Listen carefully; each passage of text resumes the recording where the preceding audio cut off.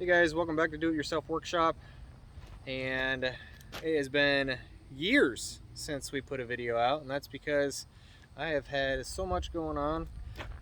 We just moved from that house back there across the backyard to this house here, and I just had this 26 by 50 pole barn put up.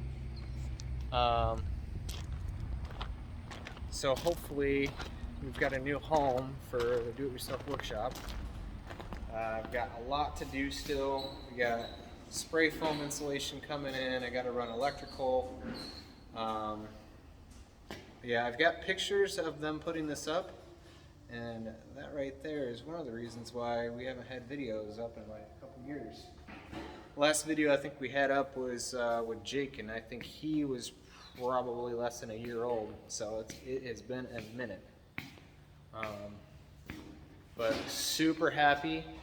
If you're in Midwest Illinois, somewhere around Peoria, Illinois, or somewhere around there, Midwest Building Systems did a fantastic job putting this up. Dada, can you color me this? What am I looking at? A pencil. A pincher? Yeah. You talking about a bug? Yeah. Okay, let's go look at it. Okay, come on. All right, guys, I'll see you later.